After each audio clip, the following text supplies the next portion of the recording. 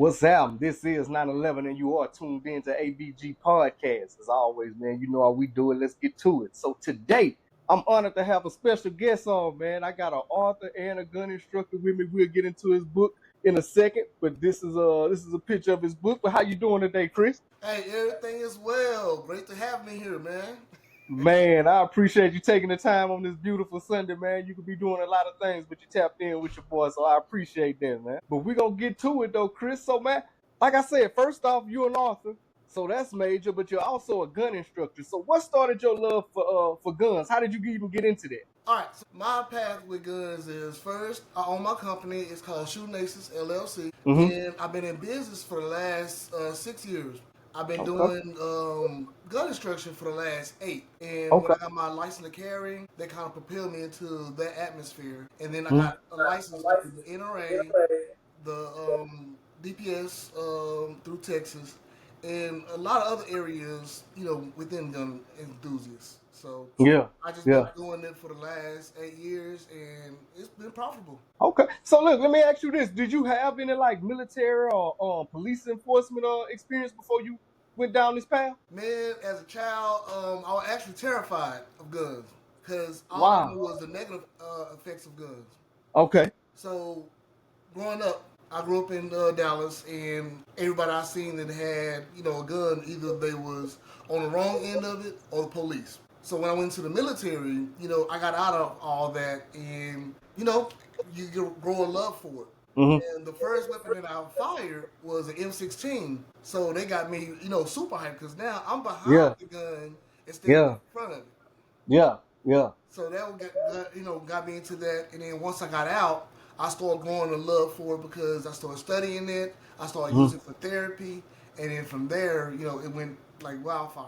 That's what's up. Okay, so let me ask you this, because you said, like a lot of us in our community, I feel like we kind of behind with handling weapons as far as some of our counterparts because they may start out, and that's not everybody. We got some sons and stuff that they go out hunting. I'm just saying overall, but like I said, a lot of us get started with gun handling late, and the misuse of it. I think that's what kind of where it comes in. But going into the military though, and actually firing for the first time, like how was that experience for you?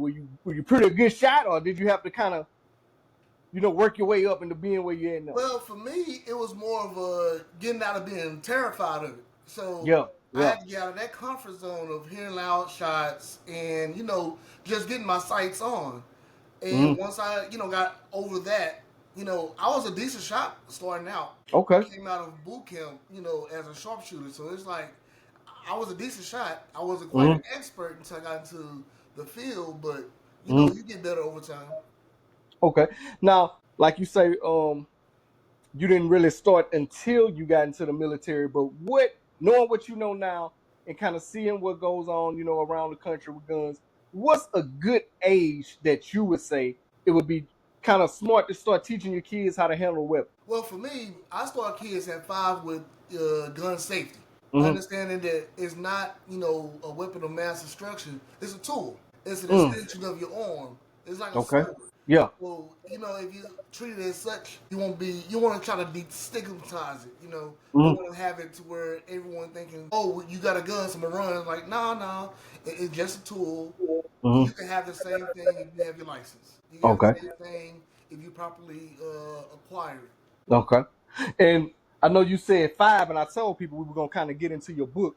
So the book, Shooting Aces Activity Book, is this the initial book for like the starter level? No. So that is actually just an activity book in general. The Okay. one that I started a lot of children on when they become the age of 8 and above is Mm-hmm. actually my first shot. Okay. So Okay. my first shot is the first time going to the gun range, and I have them to learn the basics. It goes from the entry all the way through your first time, and Mm-hmm. it actually has a parental guide in the back, so Okay. they can learn with the parents as well. So if you do have a parent that don't understand how guns work, this Mm-hmm. guy can walk them through it. Okay. Now, and I seen in the activity book is very interactive too, and I like that. And it breaks it down. At least this one right here, I'm looking at, and I'm quite sure the other one goes into detail as well. But it breaks down to where, like, even like you said, you never handled a weapon before. It breaks it down in layman terms and truly gives you step by step that if you follow it, as far as the releasing of the trigger, the breathing, the shooting the target, the how to handle a loaded weapon. So when you put this together, did you just go from an aspect? Had you ever written a book before? No, this is actually my first series of books. Okay. And how deep into it are you right now? How many books do you have? Right now, I'm on my 4th book. You're on the 4th book? Yes, sir.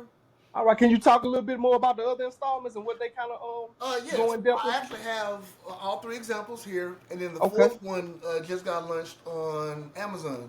So, you know the first one. This is my first shot. My first shot. And then I have a ladies edition of my first shot. Okay. And then the one that you have, the activity book. Okay. So those 3 are more of guides instead of a book, but the information can be used as a book. Okay. And how do you say? I know you kind of talked about Amazon, but is that where all the books are available for purchase? All the books are available on Amazon because they're the ones who want to be printing them out and being my distribution company. So they do all that. I'm a self-published for now. We do plan on partnering up with a publishing company in the near future. Right now, I'm just trying to get my hands with writing and getting the product out there so we can do more things on the back end. Okay. Now you a one-stop shop. Does anybody help you with the illustrations, or you do everything? Oh, no, I'm a one-stop shop mostly. I just use chat like everybody else. I got you. It's like having your own little team around you, man. Oh, like you yeah. sit there and But say, look, the information I had is the stuff that I teach. So it's like everything that I put in the book is I teach this often. So it was easy for me to formulate. Got you. Yeah. And then I have references that I can use. Okay. Now, and when you say teach, like I told people, you are a gun instructor also. So where do you hold your classes? What type of steps do you have to take to get enrolled in your classes? And how long are those classes, if you can kind of get into that? All right, cool. So I'm glad you asked. My central location is Grand Prairie. Okay. And I do most of my classes out of Grand Prairie. And my main gun range that I use is Shoot Smart in Grand Prairie. Mm-hmm. Now, if you are trying to do a one-on-one, I can accommodate that person or that group at different gun ranges. Either I have to be affiliated with that gun range, or I can, ask them, can I do classes on their campus? Because a lot of people don't allow outside instructors on their gun range. Okay. So, now, real quick. Go ahead. Real quick. So, what does like one-on-one instruction kind of give you outside of like a group class? Is it more tactical? Is it more like designed for somebody's skill set? Or can you kind of just break that down, one-on-one versus group set? Oh, yes. So the way that I do most of my classes is, first, I want to know who I'm dealing with. Because everybody who comes to me, they have different skill set. I start everyone off with .22 caliber. I'm like, hey, I want to see if you can be on target, and then I build it from there. If you're a person who's been shooting for years and you demonstrate that you got, good aim and good bases, I will adjust the session to your skill set. Okay. And like we said earlier, I meant to ask you that as well. When you said it's good to start a kid at like 5, what type of firearm would you suggest for a parent that kind of want to get his kids started with gun safety and shooting, firing, something with like probably not a lot of recoil and stuff like that? All right, okay, so I'm glad you asked. Children from the ages of 5 through like 8, I would say BB guns. People like BB guns, it simulates you doing the functions, but you're creating great habits. Like, if I'm like, all right, cool. We know this BB gun. We're going to treat it as a real gun. Don't put it at anything you're not willing to shoot. Keep your head straight up the trigger until you're ready to fire. Understand your target and what's behind your target. Like, the 4 gun safety rules. You want to instill that into them from the ages of 5 through beyond. But you're going to start them off with that. And then at the age of 8 through 10, depending on how big their trigger finger is, then you will introduce them to .22 caliber. Okay. That's a good technique. I didn't even think about it like that, but that's a good. So you take them from the BB gun, teach them the breathing techniques, the proper handling, and just let it translate that. Because like I said, I wanted to kind of talk to you about this earlier too while we were on that subject. In the military, we would see, when they was teaching us before we go to get deployed or whatever, you see little kids with backpacks, little kids sitting up there breaking up and putting together M16s or weapons, and they already like a machine at 8, 9 years old. I'm looking at these videos, when they get you ready to deploy or something. I'm like, wow, I'm looking like that little kid more advanced than me from what I was coming into the business. So I'm just looking like I'm sitting here at 17, 18, and I'm looking at this little kid go through a weapon in seconds. So I was in awe, but I see what you're saying is if you treat, if you teach good habits early, it's easier to translate that as they get older and start handling the real firearms. That's a good method. Yes, sir. Yes, sir. And it's tried and true because every class that I teach, Mm-hmm. I've learned from it. And then my Mm. first client versus the clients I have now, it's like they benefit way more because I actually take the time to understand how they feel. I take the Mm. time to see, hey, I'm passionate about this. I want to make Mm. sure before you leave this session, you feel just as emboldened as you came to me than when you leave. Man, that's a good theory. Like you said, while we talking about the kids, now we know it's been a lot of gun violence throughout certain pockets of America. It ain't regulated to just one area. Being that you are a gun instructor and you just see all this stuff going on just abroad throughout the country. How do you feel about the gun laws? Do you think the gun laws in place are good enough, or do you think something more should be done, or something should be more directed as far as like instructors with like you with programs, or just how do you feel in general, just as an opinion? Okay, so this is going to be my legit PG answer. Mm-hmm. We have 5% gun violence in the United States. 1 in every 10 to 20 people will experience gun violence throughout the week. That's not a big number.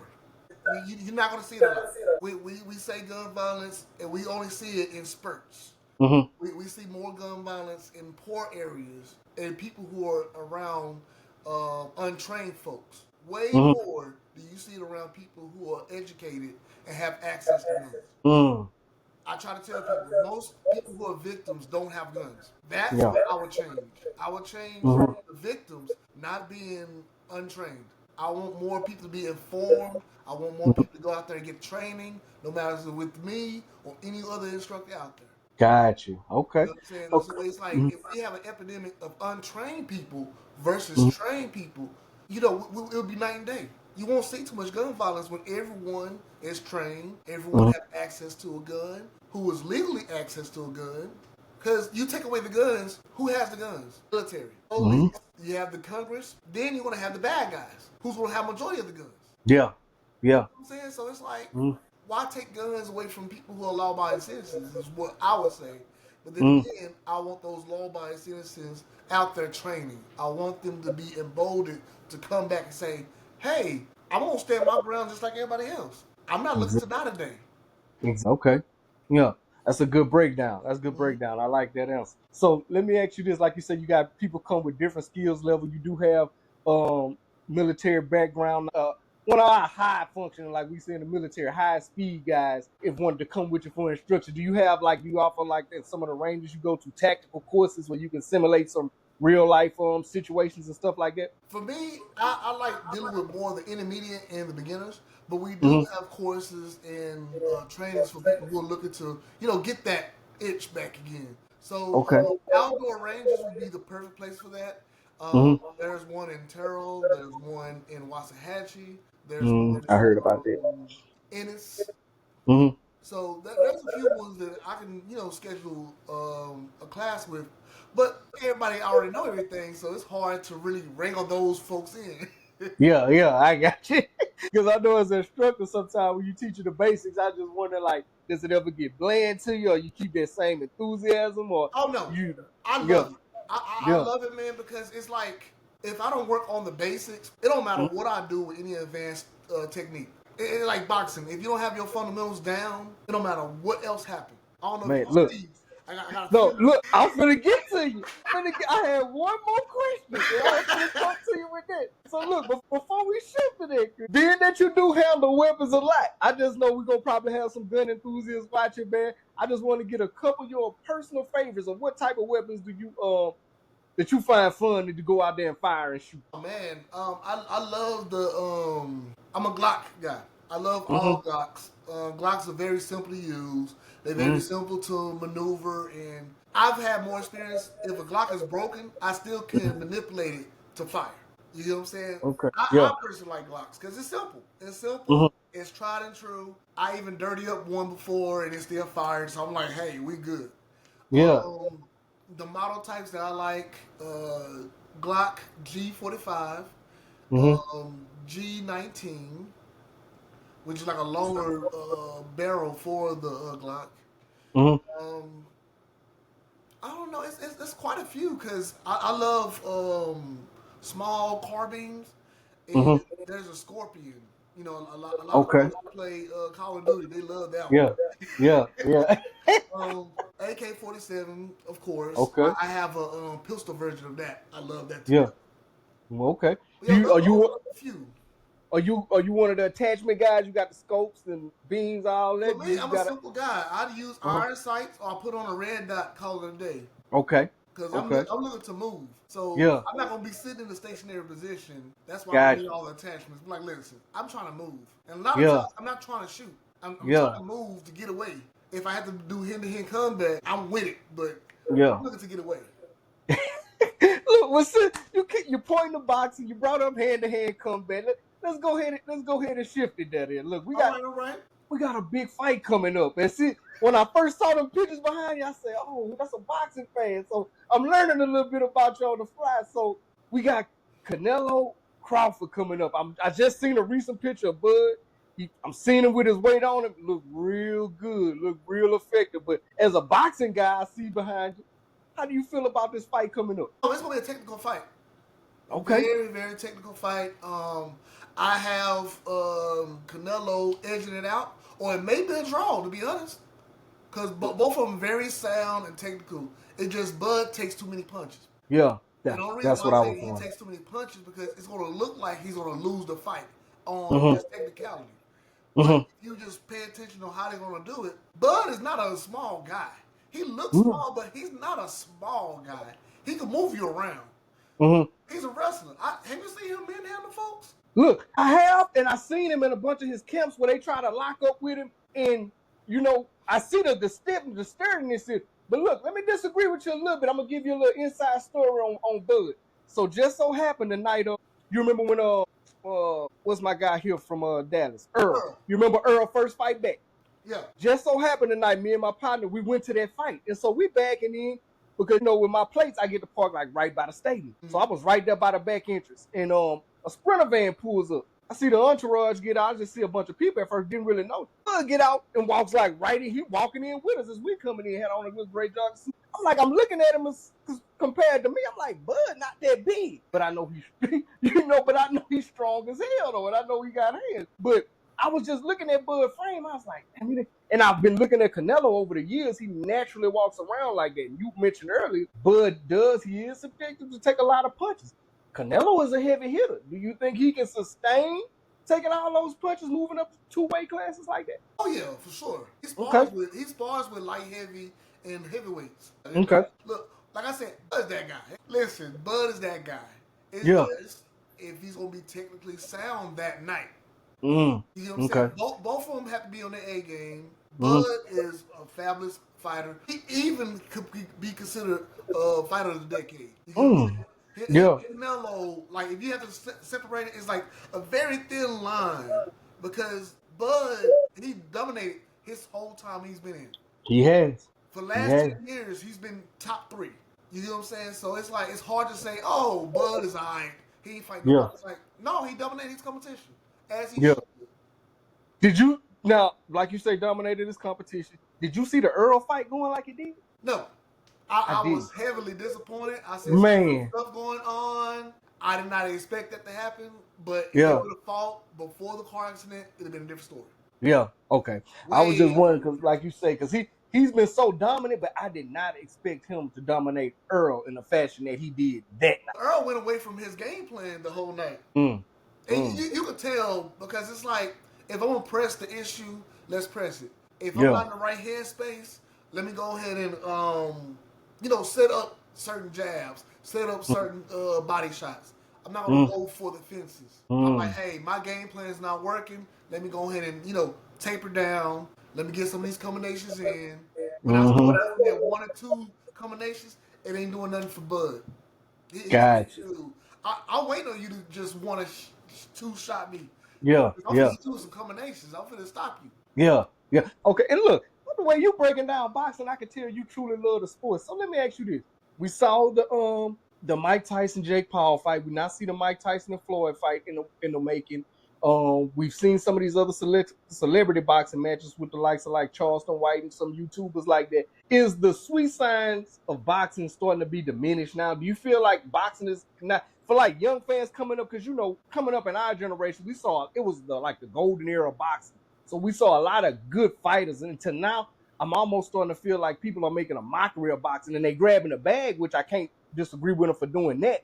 But I just feel like I don't know, it's taking some of the luster away from boxing from what I'm used to seeing growing up with serious matchups, serious contenders in each weight division. And I don't know, just another a boxing lover. How do you feel about it? Well, for me, hey, you got to break it down. So back then, you only had 3 promoters who made money.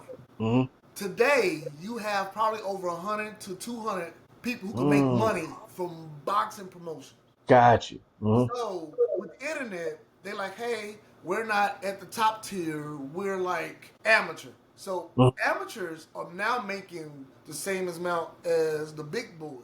That's why you have the Jake Paul doing his thing with his MVP promotions. So that's why you start seeing Charleston White and Aiden Ross, they doing their thing with the YouTube and the influencers. All they're doing is just bringing the attention back to combat sports, which I love. Yeah. So you have Aiden Ross doing his thing, Jake Paul doing his thing. You have even the backyard street brawlers, those people, street beefs, they're doing their thing. You have international boxing, who we can now see over the last 10 years on YouTube. What's the streaming service that does it now? Peacock, not Peacock. I mean, not Peacock. Hulu has a great. Hulu, Hulu does well. Yeah. I'm trying to figure out my man's. I can't think of his name right now. But a lot of these promotions, they doing the apps. Dazzles. So the apps, it brings more attention to that sport, and we're now worldwide. Everyone can see everything. Compared to in the '90s, you had pay-per-view, you had certain cables that had it, and if the promotion put it out there, they will be the only ones who control the narrative. Hey, that's a good perspective. That's a good, and like I tell people too, man, since the beginning of time, combat boxing, that is the first official sport that people gather around. Whether you go back to the Roman times, you are fighting in a schoolyard. If people are fighting, people are going to watch. So I was just wondering, if somebody who loved the sport just outside looking in, how do you feel about, you know, the state of boxing and where it's at now? You know, with a lot of, like you said, more exhibition style fights, but combat sports are going to get eyes on it no matter how it's presented. Well, you got to remember, prize fighting always been a thing. Mm-hmm. We love prize fighting. Prize fighting is mixed martial arts. Mm-hmm. That's all it is. It's just boxing has always been a gentleman's sport. It's been a sport where it's like, hey, I'm gonna give you my best licks, you will give me your best licks, and the best man wins. Mm-hmm. You know what I'm saying? It's always been that aspect. It's just mixed martial arts.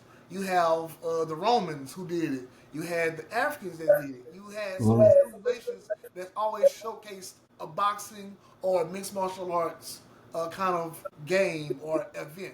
So it's always going to be there, no matter if we're with robots doing it. People just love fighting, man. It's we love fighting. That's what makes football this time of the year so exciting. People love to see somebody get their will broken. To me, any type of combat sport, a full contact game, that's where a man or whoever's competing in that sport, whether it be women fighting, you're trying to bend the wheel of somebody else. So as long as that's going on, people are going to tune in. So with that being said, what's your favorite form of combat sport? My favorite form between boxing, I love MMA. UFC is one of my favorite ones. K1 fighting, kickboxing. My first two love was kickboxing and boxing. I grew up watching boxing with the family. K1 fighting, I've learned to love because I was watching it in the military. I was like, these dudes, all they doing is just kicking and boxing. Not really doing much. And that actually, put me into the UFC and watching them. Gotcha. And those fighters, they was training on the military installation. So I was like, well, I'm an all right guy. Let me go ahead and spar some of these guys. And the guys I was sparring, they was like some legit guys. I was like, if you're legit, and then I'm sparring with you, so I'm holding my own. So I thought, listen, I thought I could handle it. Nah. Nah, They it's was levels. playing with me. I learned Yeah, scoring. You work on certain things. It's yeah, not me going all out. yeah. They ain't going all out. They're like, oh, I was just here working on slips. I was working on left leg that day. Exactly. I'm seeing these dudes on TV. They wearing folks out. It's like, oh, he took it easy on me. Yeah, it's levels Yeah, too. yeah, yeah. That's not what it was. He took it easy on me. I was like, all right. So I learned early. Or Uh, was just that. It was yeah. fun. And when I actually got into a couple of, like trainer matches, Hmm. I learned there was a difference. And a lot Yeah. of dudes was, they was cranking it up. And I was Yeah. like, Yeah. oh, you're trying to hurt me. I got you. Yeah. Uh-huh. So look, watching the sport and participating in the sport, what type of fighters do you prefer? Because a lot of people talk about the boring fights of Mayweather. He's too defensive, and I'm not one to subscribe to that. But I'll just say people have their opinions because you pay to tune in. You want to see a brawl. Some people like the technical fighter. So which more do you prefer? Do you like the technical fighter, the skill, the setup, or do you prefer the fighter that's fighting in the phone booth? For me, I like effort. So if you Mm-hmm. give me effort throughout the fight, I love it. If you Yeah. like, hey, I'm looking to avoid getting hit, show Mm-hmm. me the effort of that. Mm-hmm. I don't want to see you run. No, I want to see you stand there and avoid punches. I don't want to see Mm-hmm. you like, hey, let me go around. Hey, Yeah. Yeah. no. If you're gonna stay there and trade punches, let's trade punches. Gotcha. And if Gotcha. you want to avoid the fight, it's fine. Just make Mm-hmm. sure you're using your jab and you slipping the punches. Show me Okay. how defensive you really is. Yeah. I That's got why, like, one of my favorite fighters of all time is Roy. I love you. Roy. Roy, he's on the That's wall over here. I yeah. love Roy. Shout out Roy, man. But I love me some Roy, man. Floyd, love me some Floyd. Got the Hitman behind me. I Mm-hmm. got Ernest Shavers right up here. I see it. Look, I Yeah. love boxing in general. Mm-hmm. International boxers. What you think about Lomo? Oh, love me some Lomo. I Lomo's love cool. Lomo. Yeah. Yes, I love yes. Lomo. He Now, to got a me, smooth I think he fighting was style. slightly overrated Mm-hmm. due to he came in late. You already had your Mm-hmm. man strength. You had Yeah. like 3,000 amateur fights. He had about 200 amateur fights. He got red. I'm like, God. I'm Lomo. like, so you already don't have majority of your career. Yeah. So Yeah. it is what it is. But now Loma's he's great. All the fighters who are pro fighters, if Mm-hmm. they built a name, they there for a reason. They there I for don't a reason. respect none of them. I Like respect that. Anthony Joshua. Like I Yeah. thought Anthony Joshua was a plant. I'm like, you're a Man. model term boxer. That's all For you was real. model until I paid attention to how you fight. Yeah. I'm like, man, you're a throwback kind of fighter. Yeah. You're Lennox Lewis type of. I'm gonna hit you with the stiff jab. I'm trying Yeah. to knock you out. It's like I'm Yeah. with it. Yeah. But yeah, man, I love it, bro. Heavyweights. Love me some heavyweights, man. You get the more knockouts. Yeah. You see a lot of the adrenaline. You see a lot of the strength. You know who I had to get a lot more respect for? Fury. When I start seeing Fury in the ring with his foot, I always looked at him when I first started seeing him kind of big. So, he just didn't look like the athletic prowess that he showed in the ring. I just say that when I really start watching him, I'm like, man, he different. Because people just think of a big puncher, but I start looking at his footwork, his slipping. I'm like, nah, man, Fury is nice. Oh, easily top 15 of all time. Nice. Easily. Nice. What you think about Wilder? I love Wilder. I got Wilder on my wall. I love Mr. Wilder. Okay. Wilder, one of the greatest punchers of all time. Why this man can punch you at any angle. Any angle. Any angle. Look, he punches like the Mahomes, or he like the Mahomes of boxing with that right hand. If he can get it off in any way, you sleep. I seen this man knock out people going forward, back, side, falling down, flipping. I was like, that is talent. You can't tell me there ain't no damn talent. That's some talent, though. Man. I got to give Wilder that, man. I've been hating to see some of the way the last fights been transpired for him, man, because he came in with such, that name, the hype behind the Bronx Bomber. You start seeing them knockouts. Man, they were some of the most exciting knockouts I had seen since Tyson. Coming from that era, I seen a bunch of other, like you said, the Lewises and all that, but the exciting, just at any given moment, one punch could just stop everything in the stadium. I hadn't really seen this since Tyson, so I hate the way Wilder been kind of going out last. I hope he got one last hurrah in and one last push. before we wrap it up. But man, I got a lot of respect for what that boy has done over the years. Well, the 10 title defenses, a lot of folks don't bring it up. A lot of boxers don't have that for heavyweights. Yep. He's like one of like 3 or one of 4. There's a small of boxers that got that at the heavyweight division. Right. And he held the best one, the WBC title. Mm-hmm. So it's like, I give him all credit, man. Like, it's hard. A lot of guys don't realize it's like, boxing is hard. Mentally, it's real hard. For real. 70% of it is mental. It's mental. You have to go in and say, hey, I'm about to get punched. I don't know if I'm making out this ring. I don't know what's going to happen after I leave this ring. And then I want to make sure I'm putting on a good performance. So you have all that in the back of your mind. You're like, okay, cool. Let me make sure I'm doing my job. You're training to go. Like people, like you said, they don't understand. You are training to get in there with somebody who you know is trained just as hard as you to fight. Most of the time on the streets when you fight somebody, sometimes, but it might be somebody a bully or something. You don't know their skill set. It might be somebody that really don't want to fight. You coming to meet somebody that signed up with the same contract as you to take your head off. So like you say, mentally, you got to be a little loose to even go through that gruesome process to get to the ring, just to get there, and then to get in there and do your thing. So, man, like you say, salute all the boxers. Yes, sir. Yes, sir. But look, before we wrap up, Kris, man, anything else you want to promote? Anything else you got coming down the pipe you want to let the people know about? Oh, yeah. So I have a beginner's guide that's coming out. It's on Amazon right now. You know, I'm working out a few kinks. I'm going to be promoting that pretty soon. On my website is shootingaces.net. You can go there. I have an informational page where it goes over all educational stuff that we provide. And it has little videos on how to do certain things. So, you know, we're trying to get the information out there. My main focus is to get more people involved in gun culture. Gotcha. As guns being bad, I want to destigmatize you going to the gun range and being nervous. On my end, my main path with gun culture in general is to get the mental health part of it. Because that's something I got down the pipeline next year. Is we'll be pushing that very heavy. Like, hey, let's get the victimhood out of guns. Like, hey, if you're a victim of it, I understand what's next. Let's get to the next part. Let's get to how we're going to defend ourselves. Let's get to, hey, I'm not going to be a victim if there is a next time. If I was a victim in the past, that's the past. Today, you dealing with a monster. Yeah. Trained by Kris. Yes, indeed.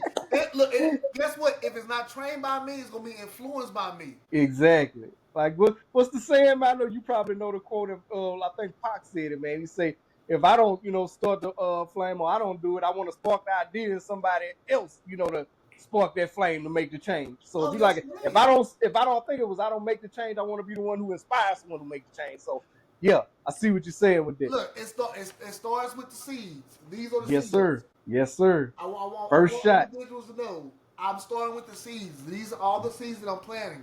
Gotcha. I want to become a subject matter expert in the mental health of shooting. I want to know how you feel. I want to know what we can do to make it better. Because why? More informed people make better shooting environments. Yes, sir. Yes, sir. I want school zones to be the safest ones out there. Man, not because they take the guns out. It's because we have more informed people. The staff, their environment. You want people to say, hey, school shooting shouldn't be an issue the next 10 years if we start now. We have programs where teachers can actually go and get the training. We have programs and we have stuff in place to where the staff can be trained to avert certain things. We just got to get people involved. Gotcha. Aspect, get the parents involved. Every PTA meeting should have at least one safety briefing talking about, have you got your license to carry? Hey, have you went and took a class to understand the safeties of locking up your gun? Oh, do you have any educational information on storages? Where to go to find a gun? How to find a gun? How to vet that instructor to see if that person is licensed to even teach you? That's good. Hey, that's good. Ask my uncle who been in a war 15, 30 years ago. I can be like, hey, there's an instructor who can tell me how to do this. There's videos. I mean, like, we want to destigmatize it being bad and want to embrace it as being a tool. The more we take it from our mind thinking it's just, a tool to get somebody off you, sometimes it's just a tool to say, hey, we building some kind of kinship. Yeah, we both trained on this. So yeah, why not yeah. bring that with us? Man, great points. Great points, Chris. Look, man, I have enjoyed talking to you. I got a lot of respect for what you're doing. When I first found out, because we were kind of talking past when I really found out, I'm like, man, that's some interesting stuff, man. And I think for our community, it's good to see some faces that look like us. Because I went through a gun class back in the day, and it was sometimes it was only one or two of us in there, but we are getting more abreast of like carrying firearms. We need to get, I think, handle on the youth and some like you say, real poor areas, to try to get a control under that and teach better gun safety in that. But overall, man, I love what you're doing, man. I found out today you're a big boxing fan. You put some knowledge in my head with the boxing, so man. Look, I enjoyed chopping it up with you, man, and I appreciate you taking the time out to sit down with the show, man. And look, like I told y'all, we were gonna be talking about the books. Told you 4 books available already, so you can grab one and start the process. Catch up to where you at, so you'll be ready for the next one to drop, man. Any parting words? You got anything for me? All right, I appreciate y'all having me on the podcast. I look forward to seeing more and more. And if you need me, come holler at me. I got you. Hey, I see I'm in a place when I said one-stop shop. I see that you really hit it. But y'all know how we wrap it up, man. Always visualize your goals, and after that, accomplish those visualized goals. 9/11, Kris, book, author, gun instructor. We out.